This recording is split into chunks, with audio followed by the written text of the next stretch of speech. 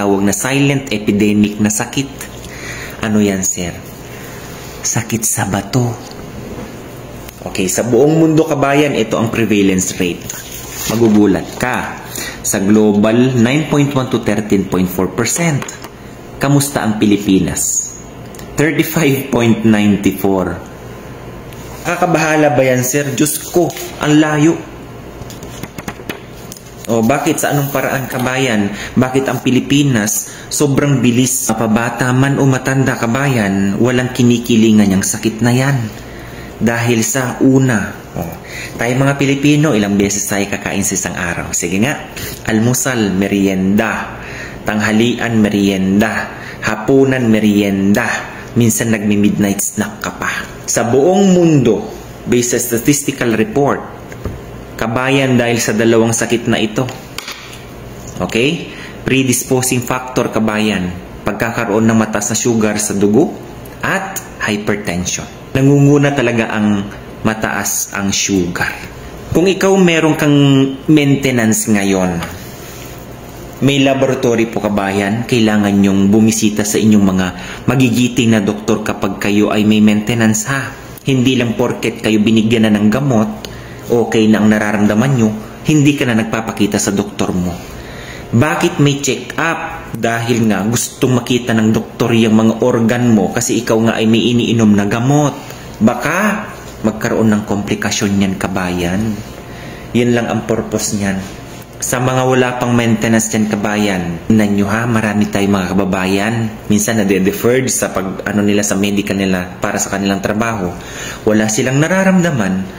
Pero bakit mataas ang creatinine? Dalasan kasi sa sakit sa bato, kabayan, okay, kahit ako, napapansin ko din ito. Dalasan pa naman, kabayan, ang pagtukoy dyan sa sakit sa bato, alam nyo, incidental. Si doktor nagbigay sa'yo ng urinalysis na examination. Nakita niya, bakit meron kang protina na napakataas? Bakit may dugo ka sa ihi? Sige nga, nag-uumpisa na yun dun ang pagkilatis ng doktor hanggang sa matukoy niya, may problema ka sa bato. Habang pataas ang iyong analysis o procedure, kabayan, tumataas at tumataas din ang gastos mo. Kaya hanggat maaari, timely yung pagka-diagnose sa'yo, timely talaga, kabayan. Early detection, early magkakaroon ka na ng treatment. Depende sa program na ibinibigay sa inyo ng mga doktor nyo. Kailangan din kasi natin paminsan-minsan magpa-laboratory. Sa mga probinsya, totoo po ito. Bihira po ang mga tao na nagpapatingin ng kanilang mga blood analysis unless na hindi na nila kaya yung nararamdaman saka pupunta sa doktor. Diyan yung time na yung doktor magpa-request na ng analysis. At diyan na malalaman kung ano ang problema. Marami kasi din, kabayan, ang nasasayangan. Pagdating sa kalusugan, sayang na sayang kayo. Pagdating sa bisyo, hindi kayo nasasayangan. Marami dyan, mas tinatangkilik, okay? Yung mga flavored na inumin, highly processed na inumin, kaysa sa tubig. Yung hydration ng katawan, sa totoo lang, kapag kayo mahilig sa mga ganyang inumin na malalasa, masasarap ang lasa, hindi yan tama, kabayan. Mas lalo kang madidehydrate dyan. Sabayan mo pa ng mga bisyo. Kung ang idedeposito mo sa katawan mo ay yung maayos at maganda, ibinibigay mo dyan, maganda din ang epekto. Pero kung puro mga pang-aabuso ang ginagawa mo sa kalusugan mo, hahantong yan, kabayan, sa hindi maganda. Direct to the point, kailangan na nating tanggapin ito. Kapag ikaw may sakit sa bato, irreversible na po yan. Ang pinaka-protocol dyan, kabayan, kahit yung doktor namin dito nagsasabi, 4 sila. NARD walang iba kundi kidney transplant. Second choice is dialysis. O sige nga. Napakahirap, kabayan. At ito pa, kabayan, base po sa pananaliksik ko, tumataas ang bilang ng mga nagpapatayo ng mga freestanding dialysis center. Alam nyo ba ang registered ngayon, certified freestanding dialysis center ngayon? 700. Paano pa yung mga government hospital na merong dialysis? Ilan ang mga tao na dinadialysis araw-araw? Kaya ingatan nyo po yung kalusugan nyo. Alagaan nyo po yan.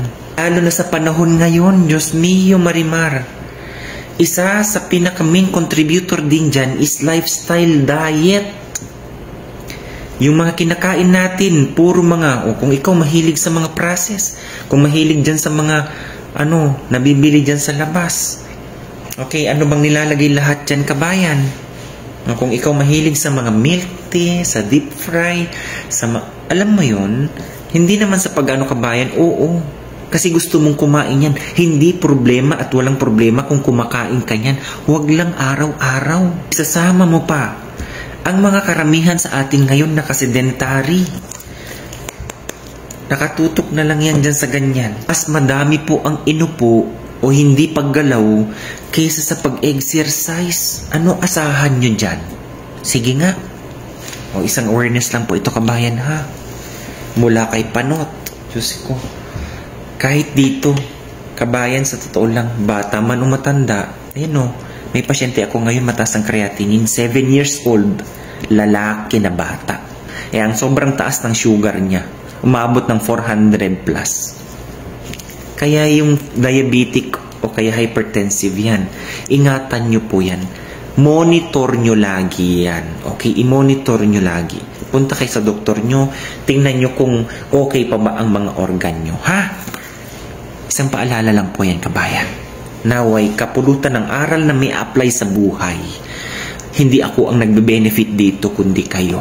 Masarap mabuhay dito sa mundong ibabaw, kabayan, kahit konti lang ang kayamanan mo o kaya yung mga material na bagay na yan. Ang importante, na i-enjoy mo ang buhay.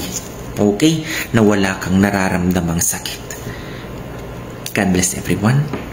Bye-bye.